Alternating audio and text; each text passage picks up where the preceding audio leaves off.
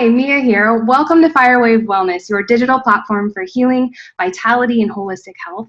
I'm so glad you're back as we explore what detoxification and weight loss really mean for you on a holistic platform and how transforming your lifestyle and just all the components of what holistic health means, right? Body, mind, spirit, social environments, the environment itself, and our stress states all matter on terms of what it means for your body as a vessel to really express what's passionate for you, and just all those ways that you can really detoxify and have a more healthful journey of life as we go. Today we have Deanna Nunez, who is just so amazing, you guys. So she created the F.I.T method, which is just this powerhouse way to go into your subconscious. She's an international speaker, so some of the biggest brands had brought her in and been like, you know, we need your support. What is going on in our subconscious that's holding us back? And so you can only imagine how valuable that is for you inside of your weight loss journey, you know, and as you are this person on this planet, and how we can reconnect to nature. What I also love is that by activating the subconscious, like Deanna is able to really come in and train what it is that's going on for you so that you can make those decisions more simply and have just so much more light around all the different parts of your life that you're deciding to transform. So Deanna, welcome to the show. Thanks for having me, Mia. I'm so excited to be here with you guys, and I love this topic. It brightens my day to even have a moment to chat about it. So thank you for the opportunity. Yes, so much so. So the F.I.T method is this amazing kind of framework you've created. Tell me a little bit more about that. It is. So it's an acronym for Focus Inward Target. And we're using the word fit. Everybody uses the word fit. We all want to be fit, but I really love to be fit in all facets. And I think that is the people that come to me want that too. It's really about whole beingness and approaching it from that standpoint where we are honoring the fact that to be truly fit, it does mean, you know, mentally, emotionally, physically, as well as even on a cellular level, spiritually, you know, it's bringing all of that in union together. And the F.I.T method is to focus inward and target, if you will, these things inside you that might block that from organically being present, as well as targeting what you need most to design your mind to succeed. We all carry with us imprints from our childhood, from our past traumas, from the experiences in our life that have shifted us or made us feel off. And when we can focus inward and target on what those things are and to really turn them over and to shift into how you perceive them and to work with them, oh my gosh, you are in your superpower when you can do that. Yes, and that journey, right, to even be open and experience those aspects is sometimes where the very beginning is of weight loss, right? Because you're constantly having those patterns that are normally, you know, making you live the life in the day that you're normally doing, right, on autopilot or not. And we're asking and inviting you, you know, to say, where is my perception? Where is that, you know, transformation that can happen in my perception? Can I show up more lovingly to people in my life? Can I take better health? Like, can bettering my health take me down this whole different life path? And that's what Deanna supports people with, you guys. So I thought it was just so important to come in here and really connect that activating your subconscious is so valuable. And then Deanna's also just watched this happen in her life, you guys. Like, you know, I have a personal just experience inside of that, being of mixed cultures. And even though they were, you know, Midwestern and Filipino, like from the Philippines, you know, they were both in this farming and, you know, food from the ground aspect. But there were so many parts of the culture that confused me about my own health. And then as I learned my own rhythm and what my digestion liked and, you know, where my brain power worked best when things I ate, then I began to work through that. And the trauma, which is so prevalent and a lot of people just don't acknowledge it, you know, that's discovered as we have this journey. And so, you know, Deanna, tell us a little bit about your personal story with it, you know, and how that's really fueled all of the different components that you do now when you help people holistically. Yeah, isn't it interesting when we reflect back how our childhood can feel so close, like it was right there. You can bring up pictures, mental pictures, as if you were there. When I think back to being a kid, I was greeted every day coming home from school with some kind of pastry. There would be a lemon bar or a cinnamon roll or chocolate chip cookies, or my sister would and I would make chocolate chip cookie batter, and then it would never make it to the oven because we would literally eat all of the raw batter before we ever, like spoonful after spoonful. And as much joy as in that as well, it also was my mother's way of saying I love you. And so for her, she was more of a kind of stoic. She was very resentful. I really was raised in a home of resentment towards my father. My parents got divorced. It took them 7 years to get divorced, and that happened in my childhood. So my dad left when I was 3, and for 7 years there was fighting and turmoil happening around, my parents. And that was, I got a mom different than my other brothers and sisters. I'm the youngest, and she was angry and dealing with emotions and she wasn't going to a therapist. She wasn't going to support groups. She was going to church. That was her way. But she was just more of she had a lot of dysfunctional emotional issues going on. And the one thing that helped her was food. It was baking. It was then eating them and how good that felt to take in that full sensory impact, right? Like it tastes good, it feels good, it makes you feel comforted, and it became her way of saying I love you to me. And so every day I'd come home and there would be like this greeting of some kind of baked goods. And so we don't want to put blame or that it's negative in some way on both my mom and the food, but it's the concoction of it is what we tend to do, and this is what I train on, is that we have this subconscious association with those things. And so for me, I just started turning to food when any time that I would feel this turmoil and this chaos in my childhood, I was secretly eating. So I would be like eating a bag of chocolate chips, in my room, and I would stash them in my room. I would eat an entire container of ice cream until I was sick. I just had no ability, to like know how to stop myself because the emotion and the self-soothing I was getting through the food. And so it became this, learned behavior, and it didn't recognize it as a problem as a child. It just became my way. I didn't recognize it as a problem until I started my body started changing, right, because of that. And, when you get into that whole childhood stuff of, do I fit in? And now my boobs are growing and, boys are noticing and now I'm not skinny anymore, or whatever, all that stuff that we tend to internalize. And I started going on diets. I started going on diets really, really young. So it became this all or nothing lifestyle that, oh my gosh, so many of my clients deal with. And that might be you watching, is this all or nothing where it's like, I'm eating the pastries. Okay, now I'm on a grapefruit diet for the next 5 days.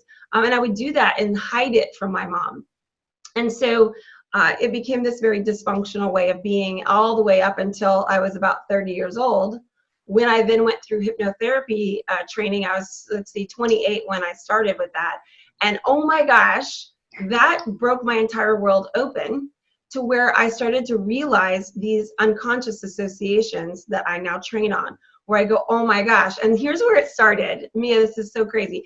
When we were training in hypnotherapy school, the instructor said, hey, everybody, we're going to work on hypnotizing each other and accessing the states of consciousness so that you guys can practice and train. And you're going to do it on the topic of chocolate chip cookies.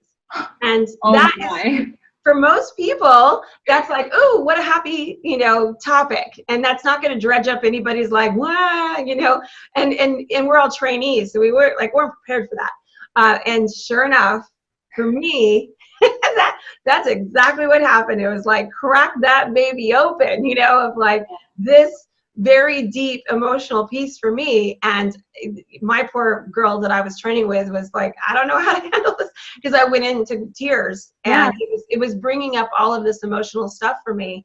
And so the instructor ended up going, okay, time out. Here's a demonstration. And so let's bring Deanna up. And I ended up being in the front of the room. So, it started from there where all of a sudden I started to put the pieces together, and I just had a massive light bulb moment, just massive, whoa, no wonder this has been so difficult for me to maintain a healthy weight, to always feel so, oh my gosh, like for all my clients too, it's like a magnet where you're just like, but I like food, don't take it away from me, because we instantly go into that, well, I'm going to go on a diet and then I'm going to deprive myself of these things I like.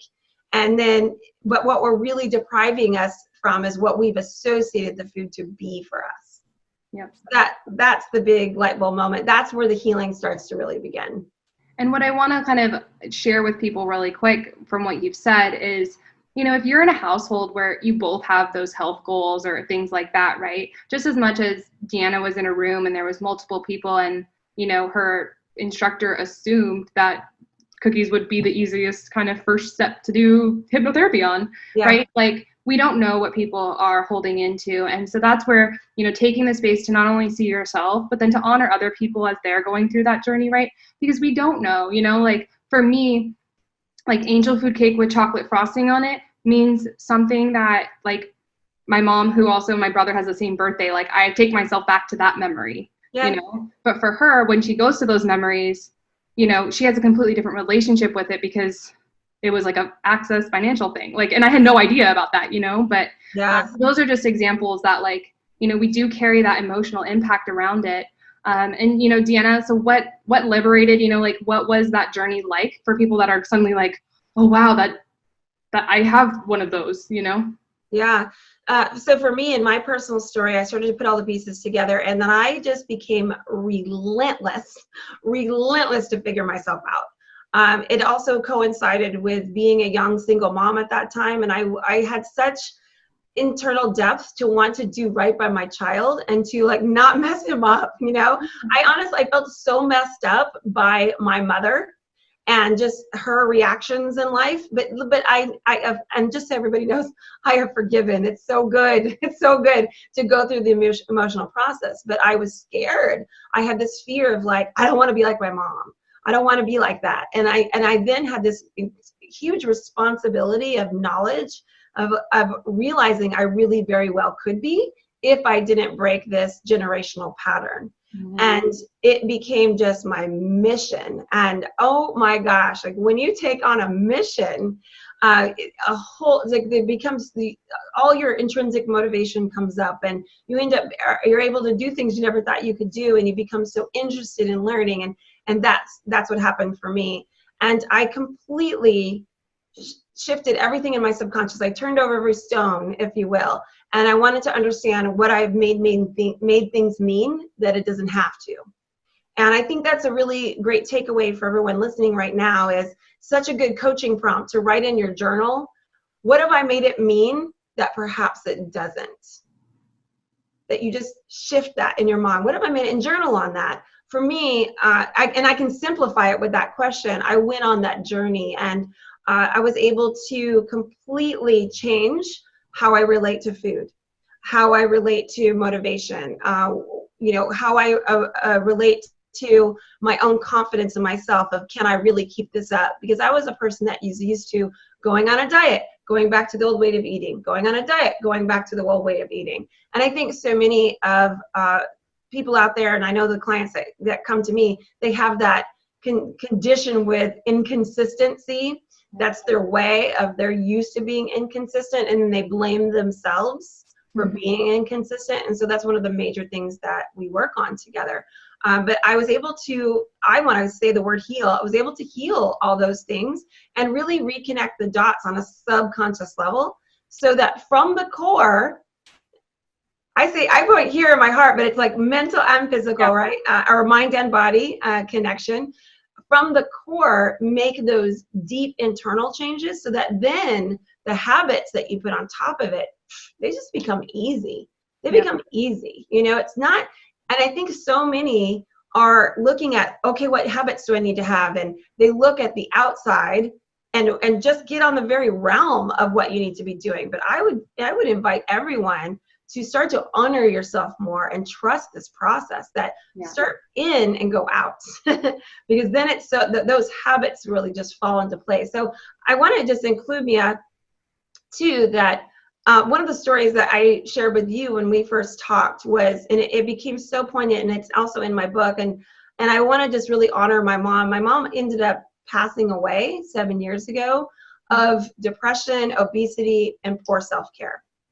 And it's true that you actually can die from poor self-care. And I'm saying that being very responsible with that. I don't want to like send fear into everyone, but the point is I want you to understand and not underestimate just how important it is to just care for yourself. I think it starts there. Is, am I worthy of being cared for? You know, as a question to ask ask yourself. And the answer is always yes. Always yes, but what's getting in the way of that? So one of the things that I was able to finally understand with my mom, and it helped me to understand her more than ever, because of the fact she didn't have tools of therapy, and she could have, but she didn't choose to invite those things into her life. So she did die with that depression in her. And I know that it went back to that relationship that went wrong and all the relationships in between. But one day when I was visiting her in the hospital, and she had her vegetables and all of her healthy foods on her tray, and she hadn't eaten them, but she had eaten the dessert, which, hello, childhood all over again. Yeah. And I said to her, I said, Mom, why did you not eat the healthy foods? We need you to eat the healthy foods. That's why you're in this position.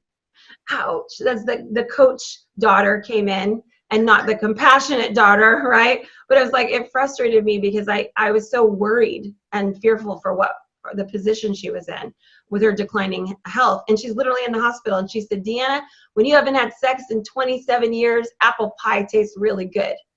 And wow. Oh my gosh, like my mouth dropped open, and like a huge sigh of like, well, there it is. You know, here I've written books about this, and that she didn't even read from her own daughter. She refused to see her own truths, that's what she really needed. And here she's been looking in her food for that intimacy, looking to the food to fulfill that part of her. And I just garner everyone to just take this moment to think about, what have you made food mean that it doesn't? And what can you, like, food is nutrients, food is energy, food is all these amazing qualities, but food is not responsible for your well-being emotionally. Yeah. That is for you to receive in beneficial ways. And I mean, it can be emotional, right? If you start to associate it with all the healthy nutrient dense foods, as you go, this is a way of loving myself, then sure. But if it's working against you and becoming a conflict, then it's important for you to change that formula within yourself. So that's why I do this work. Yeah, and that's such a you know, it's a pinpoint understanding of it, right? And thank you for using your mom as an example. I know that's you know, personal to share, but it really does let the audience see, like, you know, there are those components that you get this one life. Yeah. Right. And I'm completely honoring that every aspect and every situation and everything that has happened, you know, in the pattern that your life has taken so far has, you know, divinely brought you also into the show, which is a great thing. Yeah. You know, because now you're getting access to this information, and you're able to really say, you know, like, I want to be that a little bit better today. Oh my God. I want to love myself a little bit better today. You know, it's so interesting because for me, for the longest time, food equaled love. And that was the way I loved myself, with food. So if I was having a sad day or a bad day or a high, no matter, I'd celebrate with food. I became so attached to the food itself. And I hear many of my clients say that, like, well, but Deanna, I just love food. And it's like, well, let's understand what's underneath that, right? Let's unpack that. And are you willing to go there, you know, and unpack that? And so when we talk about breaking those generational patterns, the cool thing for my kids is they actually get to receive love from me, like real love. And that might mean so many different things, but we have that connection that I never had with my mom. And the ripple effect of that is crazy incredible. And oh my gosh, and then when I help my clients to put their formula together, the ripple effect that happens for their families. So let's also think about how this affects our kids and the people that we influence. and our nieces and nephews, and it goes on and on. So it's an honor, to help people, to train people of this work so that they're aware. And what a cool time that we're all living, that this is acceptable to talk about in the open, because it wasn't 30 years ago, 40 years ago. So incredible that people like you, Mia, are making this so accessible.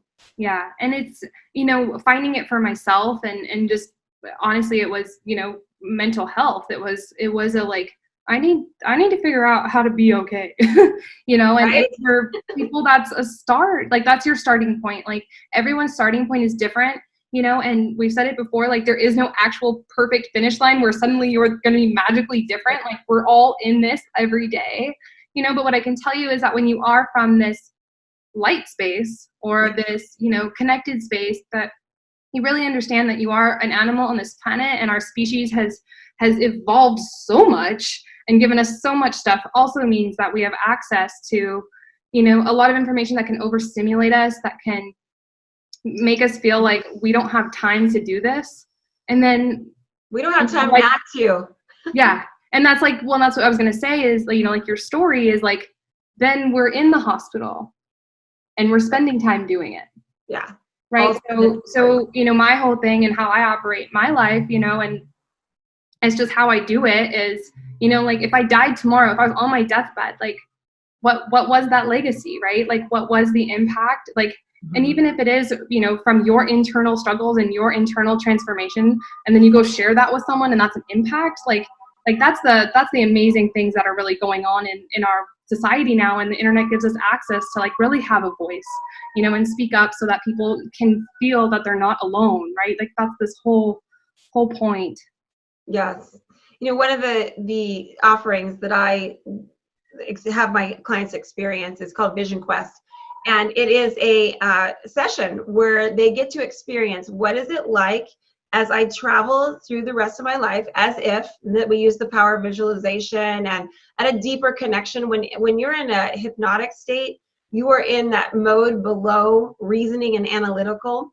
And so you are in that realm of possibility. And so I guide you through, what is it like if I continue with the habits that I have? How does my life play out to the very end? As if you could see what it feels like before I take my last breath on this earth, and how do I look back at my life? Oh my gosh, it is so incredibly impactful for people, because they see that the habits that they have take them to a place that they really don't intend on being, yet it would have just perpetuated that way by not taking charge. And they see that they feel disappointed. They see that they feel that they didn't do all that they could have done to make their life amazing and to really positively affect other people. And then I don't just leave them there, because that would just be sad, right? Yeah, that's good to know. Then I shift them into, what is it like if today you decide to take charge? As if today, this is the day that you have chosen to slow it down and make yourself important. What is it that you habitize? What is it that you do? How do you choose to be, which is most important? Who are you in your beingness moving forward? And they get to live out that life and that legacy. And then notice, what is that legacy that I then left behind? And they're so drastic. Oh my, it's so drastically different that when they come out of that session, first of all, they always have that look on their face like, whoa, like what did you just take me through, like that? And it's so awesome when it's customized, because it's not just listening to a meditation, it becomes very specific to their family, their home, where they lived, all the impact that it makes. And it helps people to really internalize the choice that they want to make themselves on the daily. And it's an incredible tool. And we have all these different tools, that we use in hypnosis. And I feel very grateful that I've had enough years now to develop my own processes and then gift them to people through the work, because they really work. I mean, it's amazing the difference that you can make, very fast. Yeah. And one of the things that I would want people to know too is, this work that I do is not just based off of the struggle that I had with my mother, but also I think it's important for us all to put in front of us a vision of who exemplifies in the world what they do want to be like. And I think there is as much to garner from what didn't go right, because that has certainly been my experience. But I also had my grandmother, who is my mother's mother. So same DNA, right? Same DNA. My grandmother passed away at 103 of no disease. She just passed in her sleep. And she used to say, I hope I wake up in the arms of Grandpa. And it was so sweet, like, and cherishing. And she, you know, my grandfather had passed 10 years before she died. And so she just always, she missed him. And she just said, well, if I die, then I'll wake up in his arms, you know, sweet. And so we always felt comforted in how she, you know, saw herself moving on. And one of the things that I had experienced when I was a kid is I would go and visit my grandmother because I loved being in her house. Her house was very calm. My house was very chaotic. And so in her space, she had grace and just warm-heartedness and love. And I'd wake up in her guest bedroom, and she'd come in jogging every single morning. She used to jog in place, and she'd have a tissue in her hand, and she was a grandma. She's an old lady, right? And she'd take the tissue, and she'd be jogging around, and she'd blot her brow, and she'd be sweating, and she's like in her nightgown, and she'd do this. And she had this clock in the living room, and she would just time herself 30 minutes every single day. And this is what I am so loving about what I learned from that is it was intrinsic motivation. How do we all have intrinsic motivation? She didn't have a Fitbit. She didn't have a buddy. She didn't have a watch. She didn't have an app. She didn't go to a class. Like, she just wanted that for herself. Nobody did it with her. My mom didn't do it with her. My mom was, you know, eating 3 plates of food and finishing it off with a brownie, you know, and my grandmother was always very cognizant of what she ate. And so it didn't get passed down from my grandmother. This was my mom's way of dealing with her emotional upset in life, was eating the problems. And so my grandmother was, to me, always that shining beacon of like, let's be like that. let's be like that. And she had this picture in her living room of her in Egypt in the 60s. And when I was growing up, I used to look at that picture on the wall, and I'm like, oh my gosh, she's in Egypt, like in the front of the pyramids. Like, she exemplified health, wealth, adventure, you know, all these things that I wanted to be like. And so I think for everyone watching too, to just start to put those visions of your mind, being a hypnotherapist, we teach these things. Your mind needs a vision to follow. Make sure you're putting the right vision out there, right? Is your vision what you don't want to be? We need to change that immediately. You know, put that vision of how you see yourself being, who is exemplifying that. And if you have to make it up, that's okay too, because your imagination is there for very important reasons. Use it to your benefit. I love that. I feel empowered from your information. So thank you so much for being here. You know, what's amazing about this platform is that people get access to all the amazing things that Deanna is doing. And so, Deanna, thank you so much for offering a free gift. Tell us a little bit more about it. So what I want to offer you is this Goal Getter's Mindset Guide. And the Goal Getter's Mindset Guide, tongue twister, less about goals and, you know, I love peak performance. I'm all about it. But at the same time, let's be wholehearted in our peak performance. And so it really sets you up. It's a guide to set up your subconscious to work in your benefit so that we can start to pull out the things that are not working. And I want everybody to just think of it like this. Your subconscious is like a garden. Are you growing weeds? Or are you growing flowers? I love that. Maybe you have some weeding to do so that you can cultivate a more beautiful garden. And so this Goal Getter's Mindset Guide allows you to do that cultivating and set yourself up for success.